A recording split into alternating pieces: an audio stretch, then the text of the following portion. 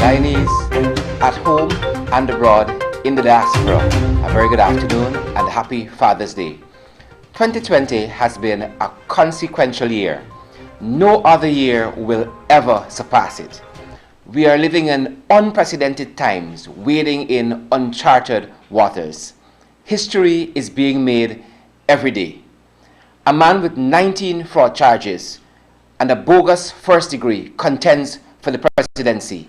112 days later, there's been no result. The national recount has been undertaken. Massive irregularities discovered. CARICOM inspects 18% of the ballot boxes and produces a conclusion on 100% of the process. The Chief Elections Officer states that in all 10 districts, it cannot be ascertained that the results meet the standard for fair and credible elections. GCOM chair requests the CEO's final report.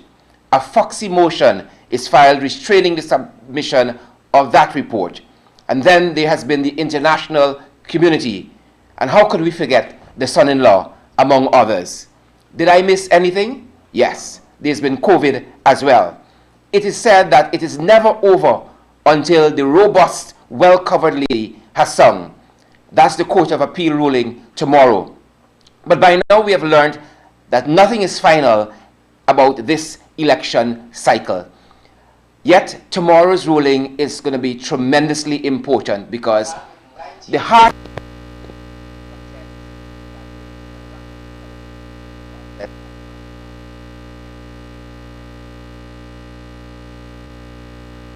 is that the recount failed to determine a final credible count and or the credibility of the results of the general and regional elections of March 2, 2020. And that is the decision we are awaiting with bated breath. Recently, the Attorney General, Basil Williams, spoke to the origins of the national recount order and what it spoke to, how it came about, what is the heart of the national recount order. Our colleague,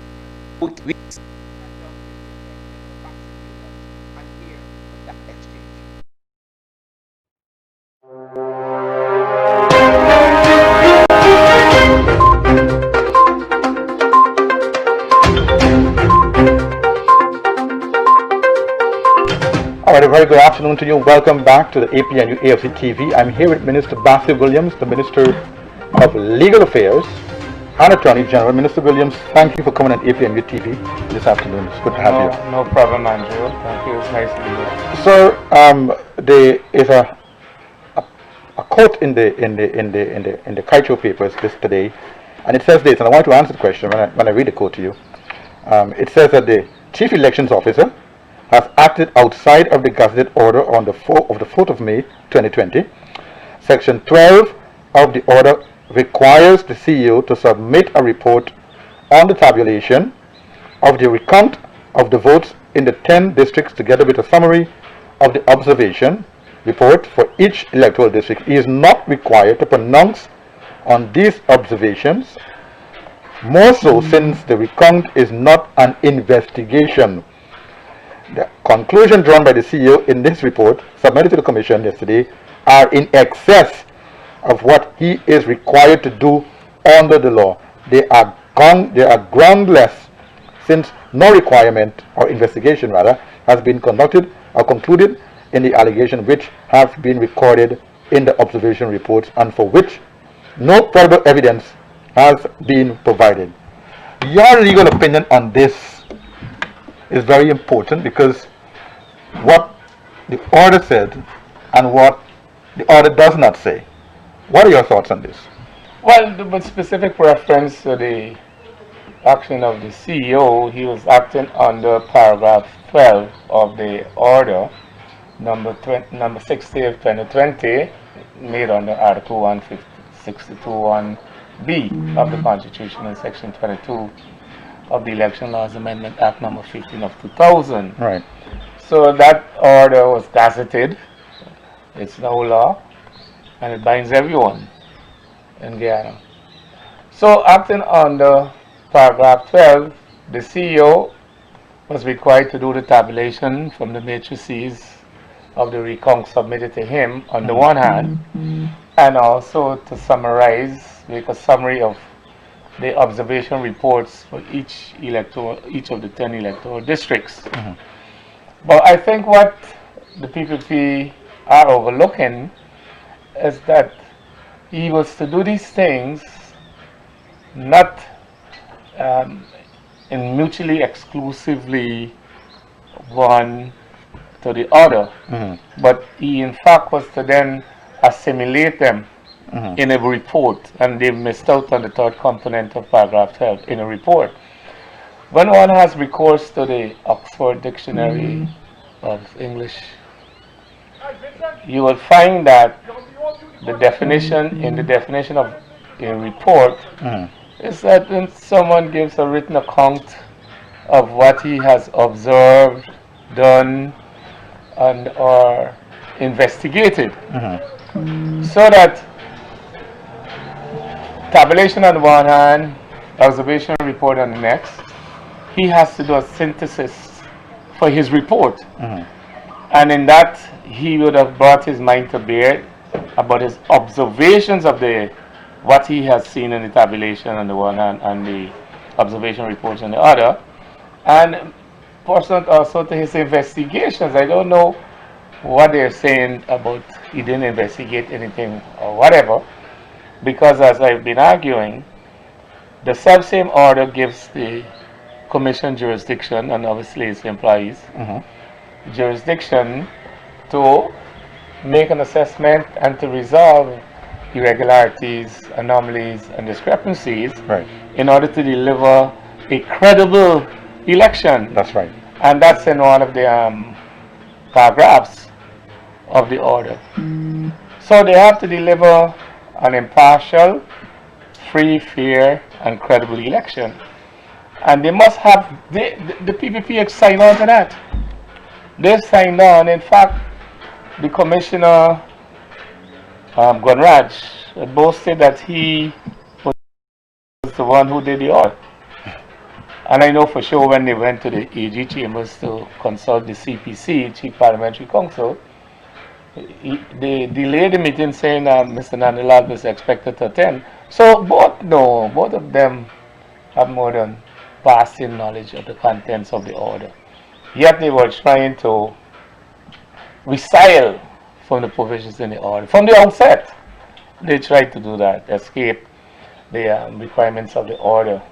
And if it were for them, the CARICOM team would not have come to Ghana, because about 14 days before, they raised this argument that they only had 14 days to the 30th of April, if you recall, and that Parliament had to be reconvened, or a new Parliament convened by the 4th month, which would have made it the 1st of April.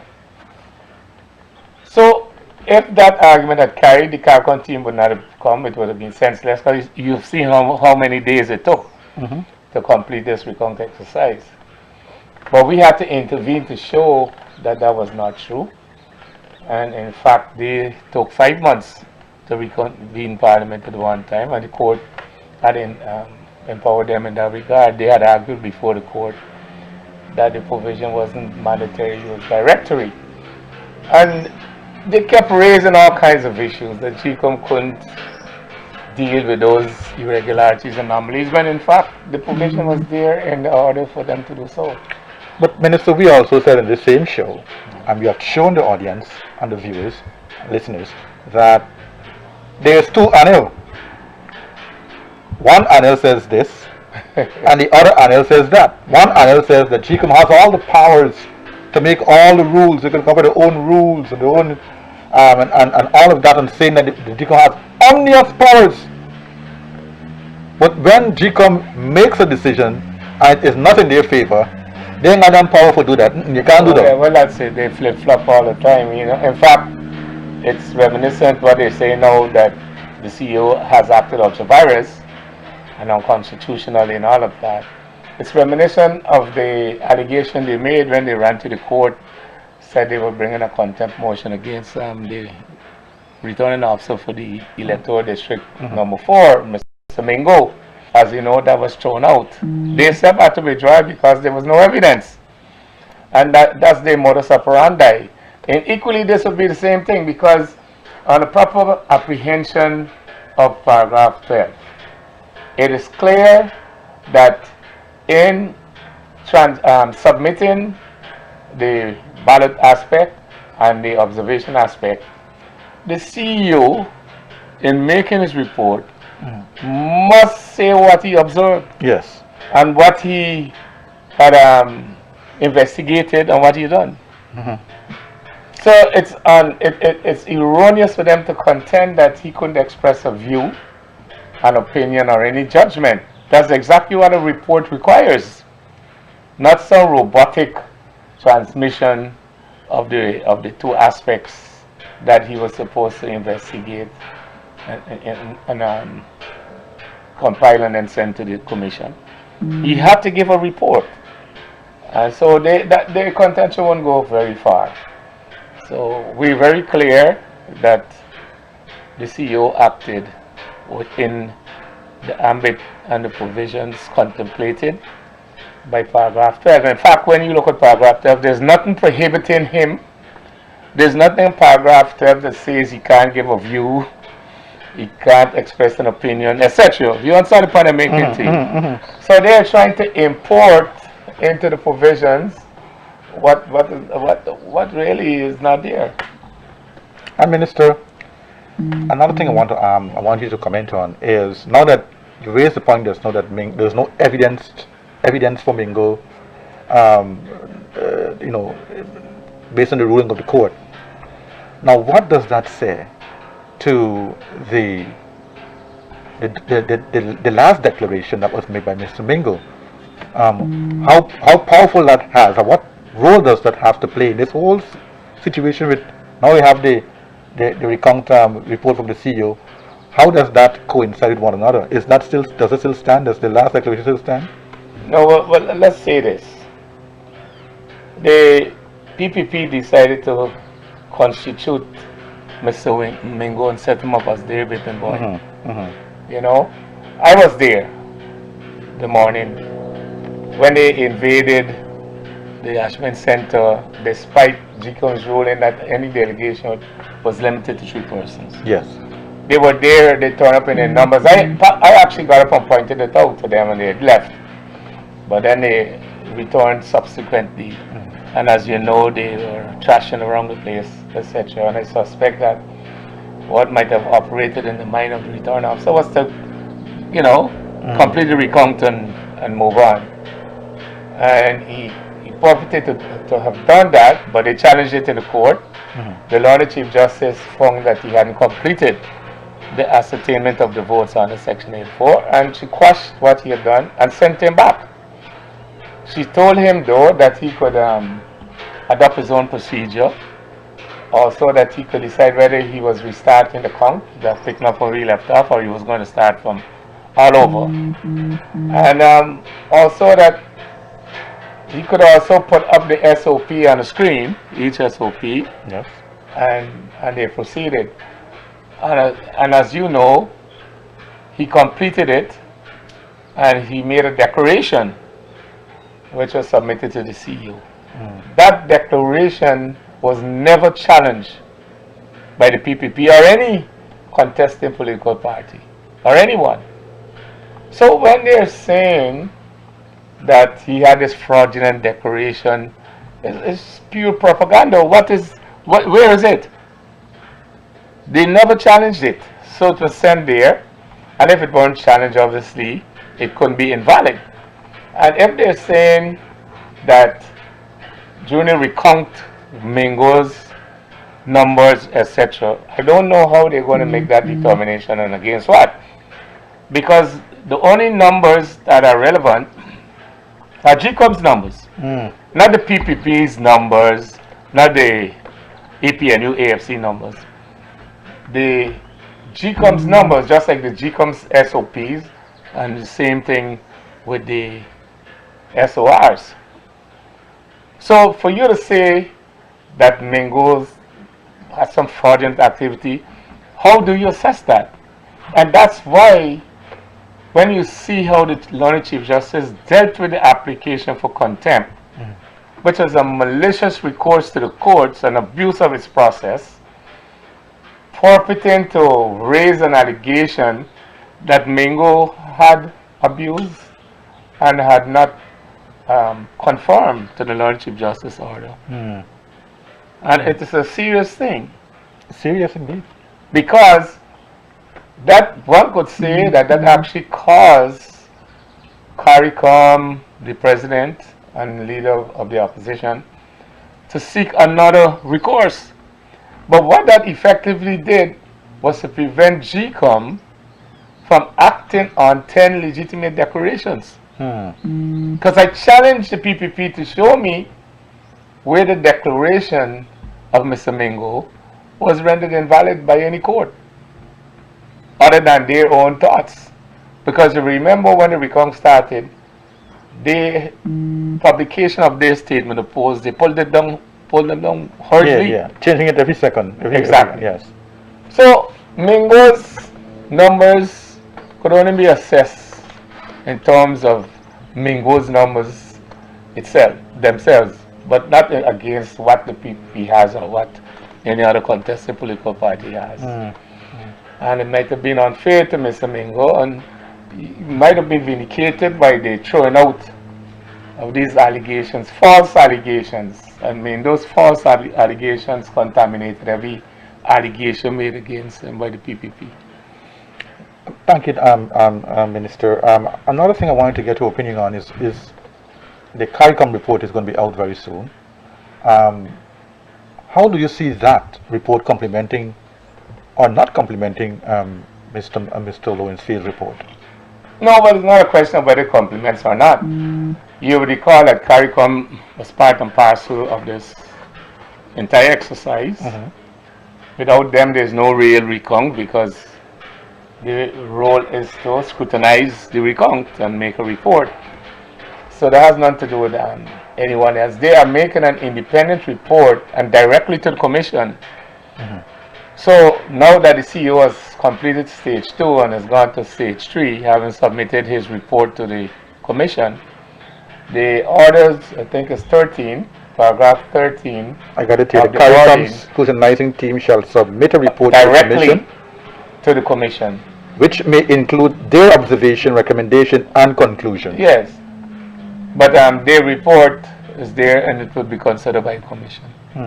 But you would recall that with full knowledge of the stages that have to be gone through by GCOM in the process, the PPP ran out at the first stage and announced themselves to be the winners.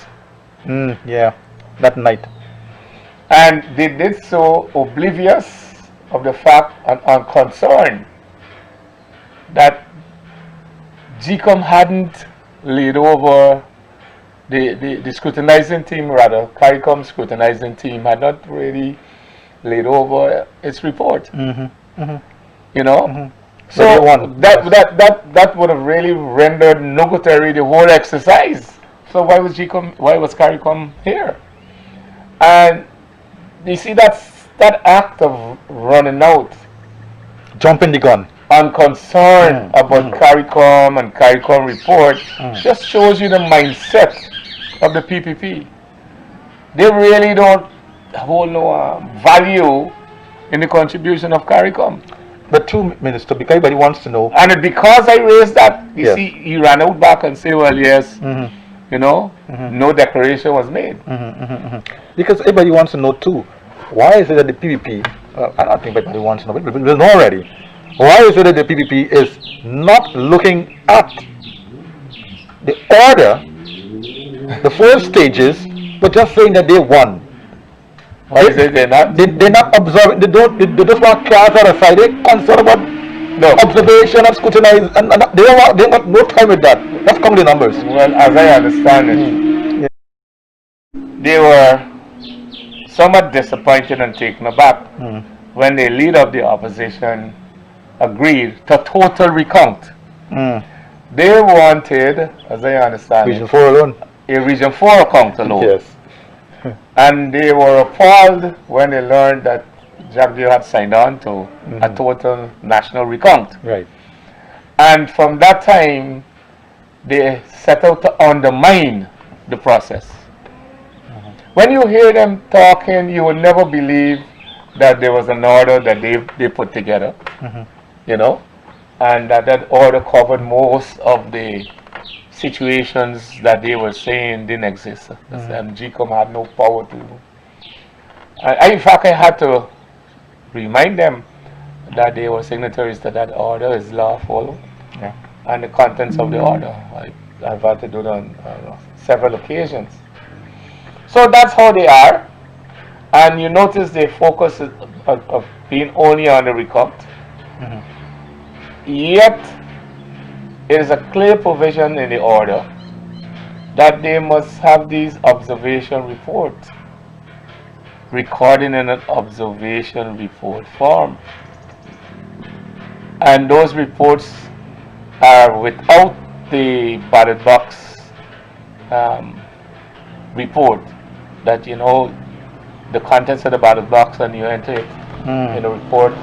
So they cater for those instances like what has happened, those irregularities and anomalies, grave irregularities, for you to have 41 ballot boxes without the statutory documents that would enable you to validate the ballot count. Because you see, the exercise is not the ballots that come out from the ballot box.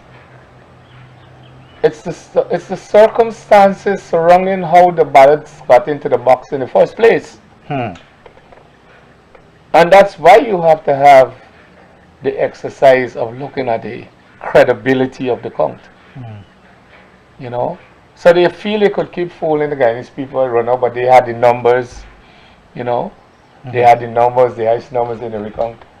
When, upon a proper examination, one would find that you couldn't validate a large proportion of the ballots in those boxes.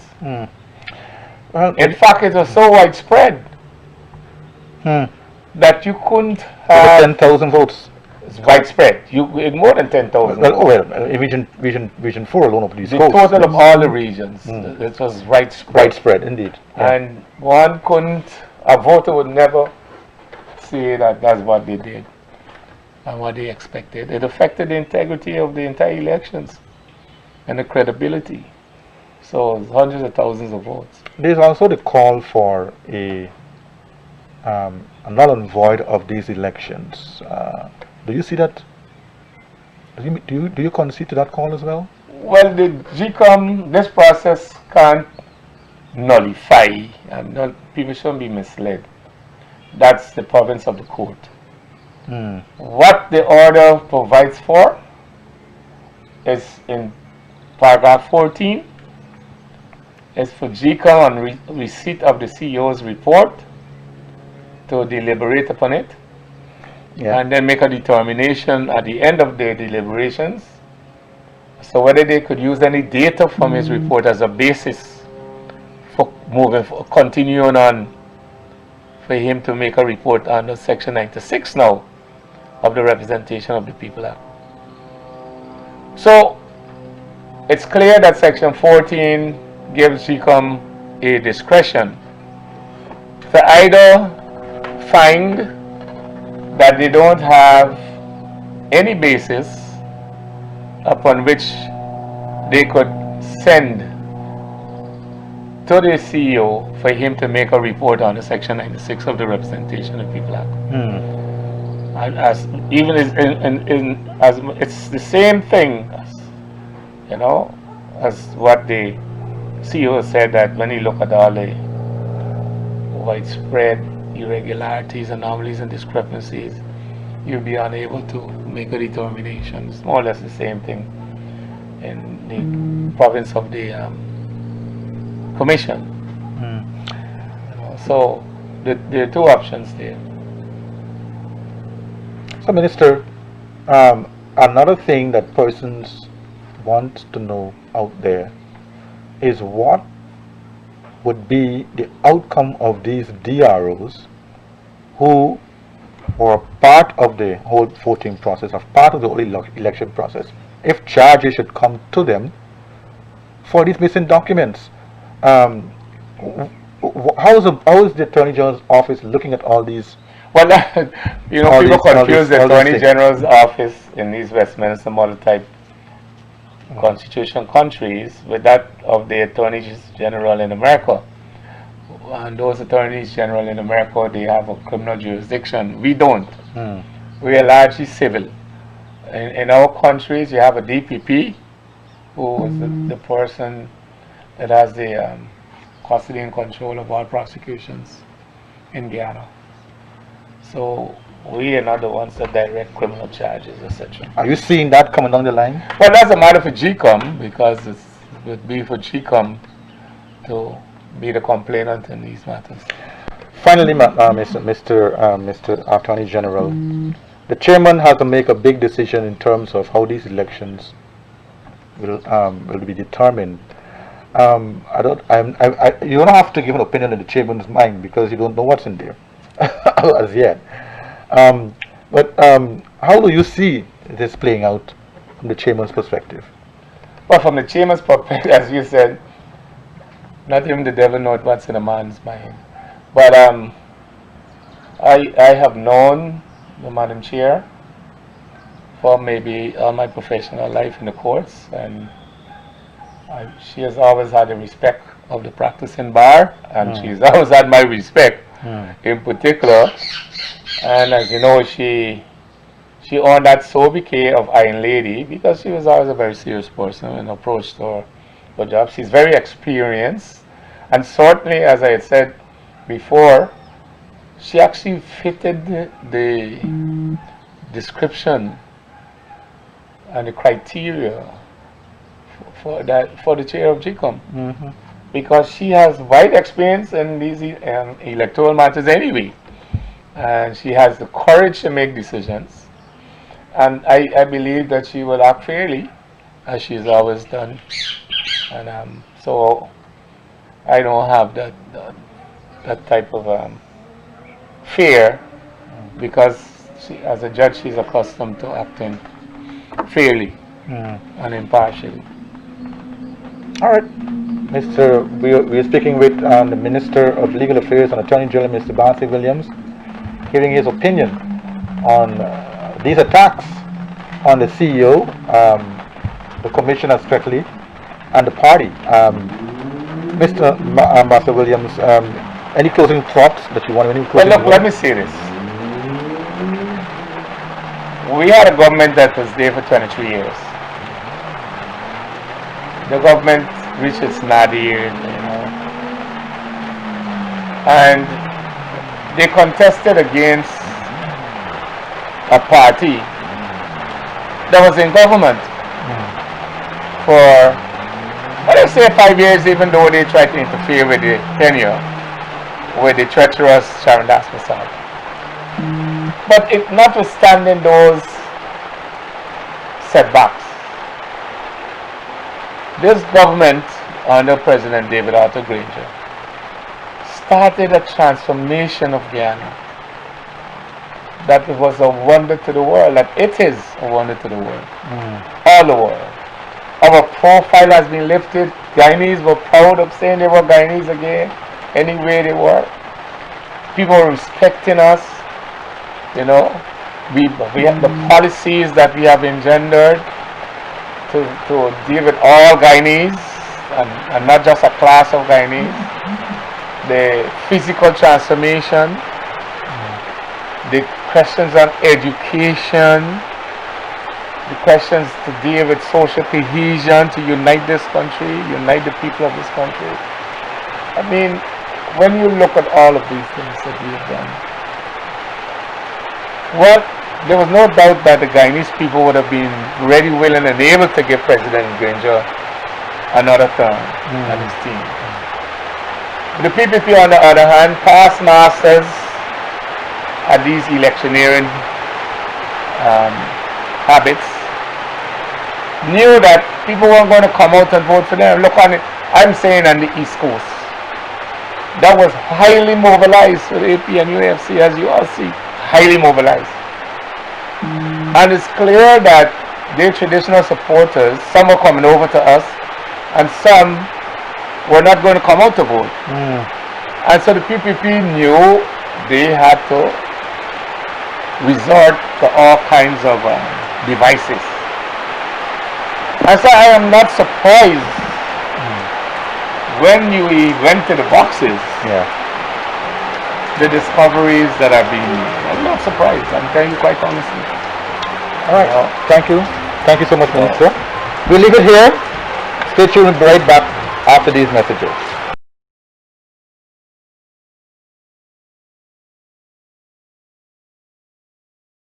And welcome back. There you had it, the Attorney General, the Honorable Basil Williams, with our colleague Andrew Weeks, talking about several things that touches and concern the National Recount Order. And we wanted you to have an appreciation of the origins, the genesis, the content of the National Recount Order, which is going to be under intense scrutiny during this Court of Appeal case that concerns Ms. Eslyn David, being brought by her attorney, Mr. Mayo Robinson.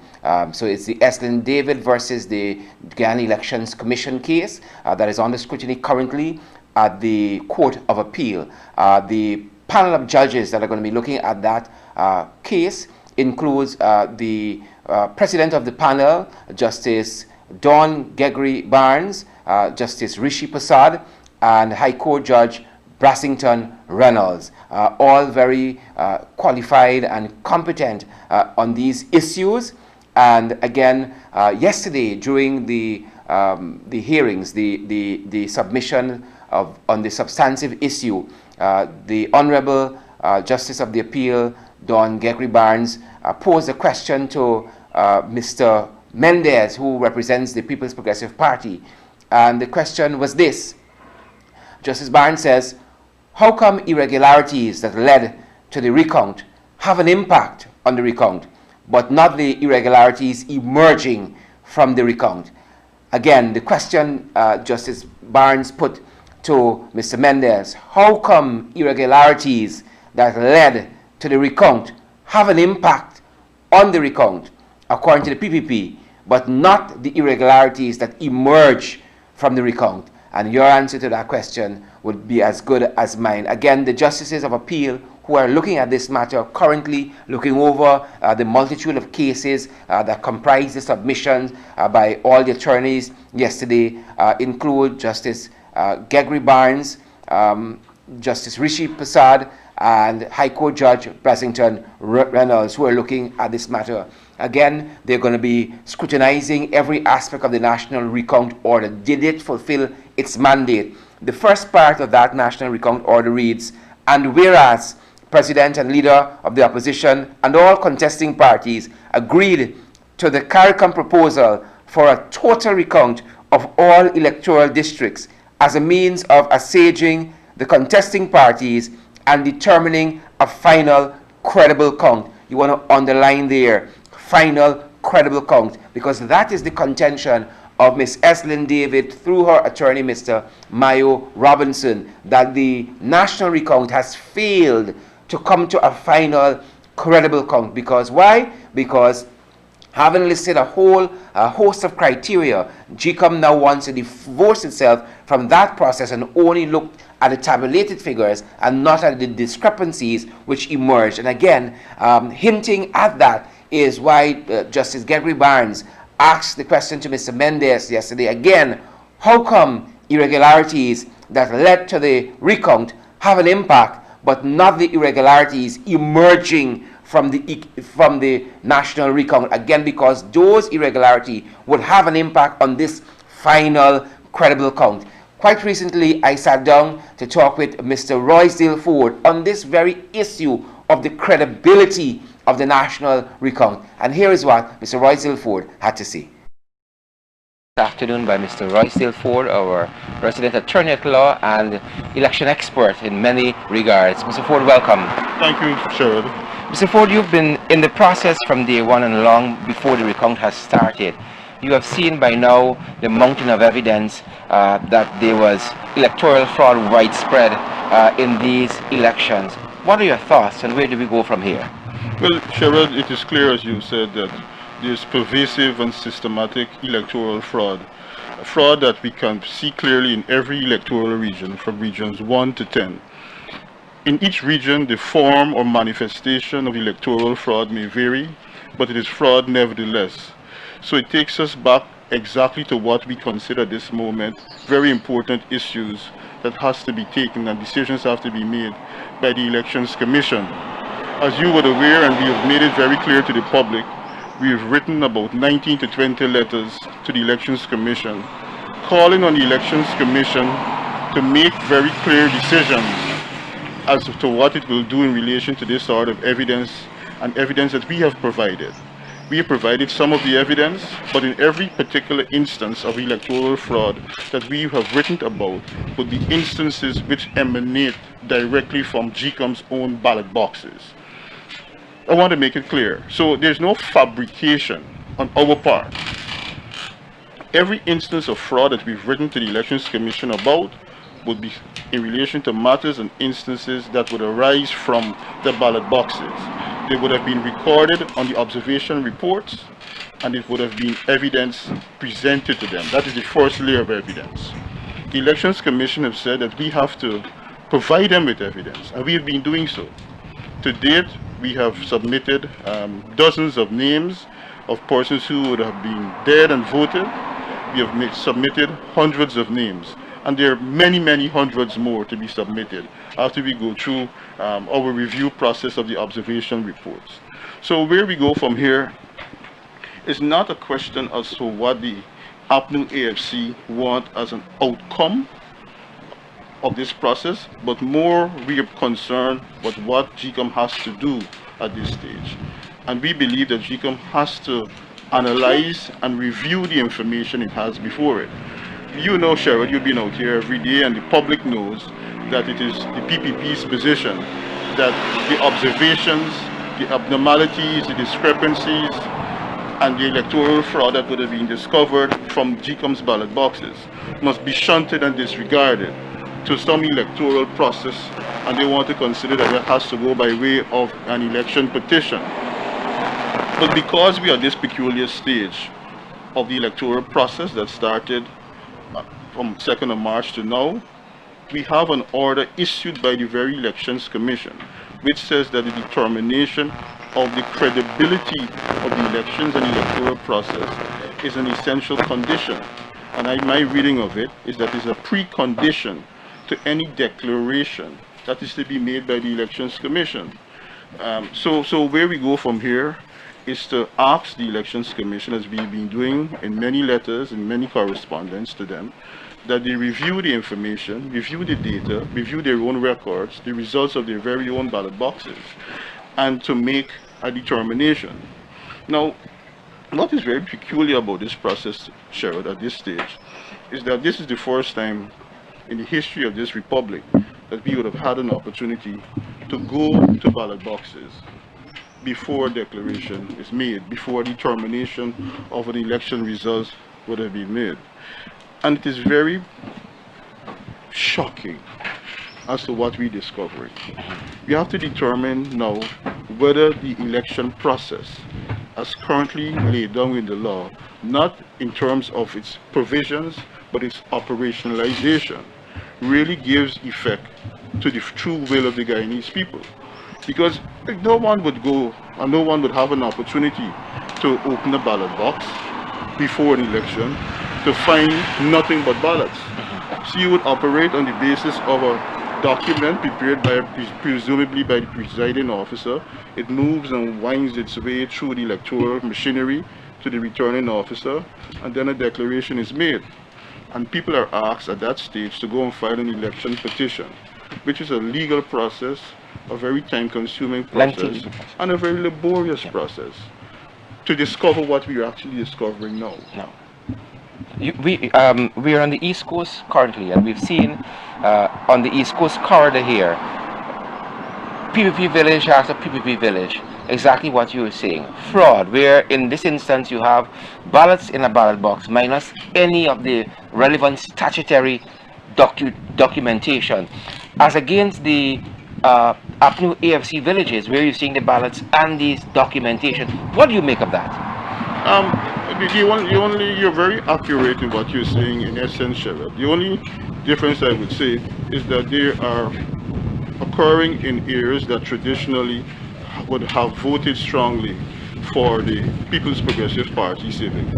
And you're not finding that same existence and manifestation of electoral fraud in villages that would presumably and historically voted strongly for the Apnu+Afc or the PNC in early elections. So it's a very clear sign. It's in itself an indicator of some sort of electoral abnormality that would have taken place, because the presiding officers across the country would have received the same training. So it is a great peculiarity, to put it mildly, that only in those areas where the PPP would presumptively and historically obtained large numbers, you find this occurrence. You have to wonder really also, Sherrod, whether, and that's why I'm being cautious in terms of the description of these villages as PPP villages. I'm saying that historically they voted for them, because you have to be sure as to what you're actually finding now in the ballot boxes actually reflect the will of the people living in those villages. If they're so confident that the ballot boxes had the representation and the will of the people recorded on those ballots, it's very odd that all the supporting documentation is missing. You have to start wondering a whole number of things, for which you will not hear from the PPP at all on this. Again, talking essentially about fraud, a number of persons would have voted, and somebody voted in their stead while they were out of the jurisdiction on March 2nd, 2020. Hundreds of names were sent to the immigration authorities locally here. Lots of those names came back as being verified, being out of the jurisdiction. We saw some of that being captured and carried in the media. What happens now where that is concerned, where persons are now saying that they were in the jurisdiction while immigration saying they were overseas? Well, Sherrod, you would have seen the Commissioner of Police issue a statement.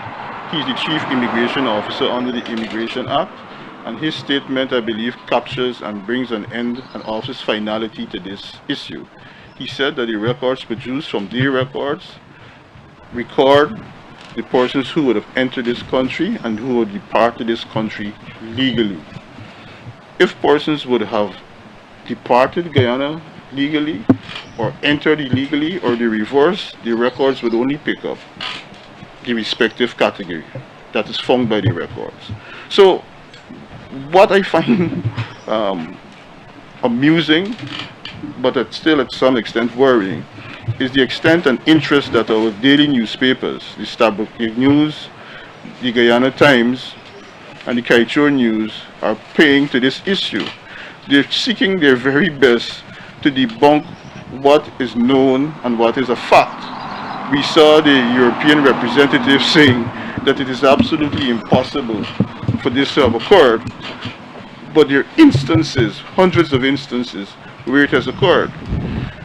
It would be most responsible for these daily newspapers to spend some of their energy to address the issue as to what this means for our national electoral policies and public. But no, the effort is being made to find a few persons who are saying that they were here at the time and not to address the wider and important issue. But with Starbuck News and Kaichur News and Guyana Times, I'm no longer surprised, really. Mr. Ford, finally, we're coming to a close of the tabulation aspect of the national recount. There are lots of anxious nervous Guyanese folks out there at home and in the diaspora.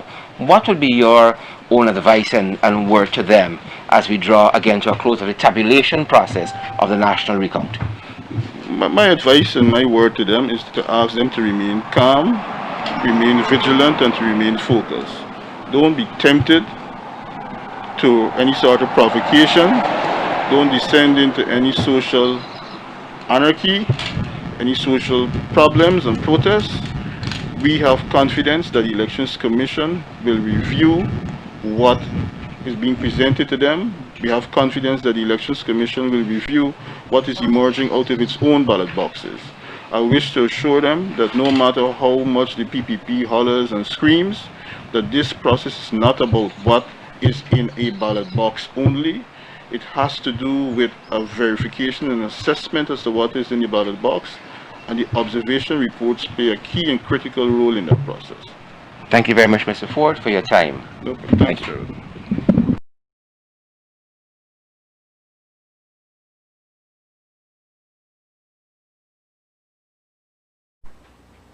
Some of what has happened since that time, I sat down to talk with Mr. Roysdale Ford about credibility and the national recount. Some of what has transpired since then is known. For instance, we know now that the Chief Elections Officer, Mr. Keith Lowenfield, submitted his report to GCOM, in which district after district he said that it failed to meet the criteria for fair and credible elections in all 10 electoral districts. That is historic by any measure. Looking at the national recount again, the national recount order, the Court of Appeal would have to be looking to see whether it satisfied its own criteria, it met its own measure. The national recount order sought to do several things, in which it stated very, very clearly. It says that it was a recount of all ballots cast in said elections on March 2nd, 2020, including the reconciliation of ballots issued with ballots cast, destroyed, spoiled, stamped and deemed as necessary, their counterfoils, stub, authenticity of ballots, and the number of voters listed and crossed out as having voted, the number of votes cast without ID cards, the number of proxies issued, the numbers utilized, statistical anomalies and occurrences recorded in the poll book. What we know now is that GCOM is more focused on the first part, this recount of all ballots cast. They're totally looking at the tabulation aspect, but the qualitative aspect that allows us to come to this final credible count, they seem to be divorced from. The Court of Appeal tomorrow will have to decide on that. Again, GCOM's documentation says that a review of key documents, perhaps these documents that were absent in 47 odd ballot boxes along the East Coast, a review of key documents is imperative to establish that the number of ballots found in the boxes accord with the number of electors who appear to have voted in these polling stations. Quite recently, or rather back in March, the ABC countries issued a joint statement, and part of that statement spoke about that they were cautioning Mr. Granger not to transition to a government at this point, as it would be unconstitutional, since it would be based on a vote tabulation process that lacked credibility. Again, part of the national recount, if not the heart and soul of it, focus on coming to that final credible count, which Ms. Eslyn David contend had not been reached, since they were only focusing on the tabulation aspect. Another part of that joint statement said that there are credible allegations of electoral fraud which may influence the results of this election. This is the ABC country talking back in March. They also went on to state that we call on all to ensure that proper procedures are in place to yield a credible election result. We know that since the national recount has started and the irregularities have poured out of the ballot boxes, the ABC countries have been quiet for the most part. Folks, all eyes are on the Court of Appeal tomorrow, as Justice Gregory Barnes, Rishi Prasad, and Brassington Ronalds are going to be delivering what can only be described as a historic judgment by any measure. The contention by Ms. Eslyn David through her attorney, Mr. Mayo Robertson, is that the national recount failed to meet its own standard, its own credibility test, by divorcing itself from a process that it outlined that it was looking for, again, by doing all of this reconciliation, this scrutinizing, this audit, as the CARICOM Observer team noted. It was more of an audit than a national recount. But it was GCOM that set the terms, and all eyes are going to be looking to GCOM and the Guyana Elections Commission, and more so the Court of Appeal through the three justices, Gregory Barnes, Rishi Prasad, and Brassington Reynolds, for that judgment that is going to be delivered tomorrow at 1:30. And we're going to be right here giving you all of the updates, all of the information. I invite you to join me and my colleague Christopher Jones this evening. We're going to be looking at some other issues that impacted on the 2020 general and regional elections, in particular the PPP's use of the mercury, and also the other company there, the Analytica company, and how it focused on thwarting the will of the people in the 2020 general and regional elections. See you guys this evening for that 8 o'clock update.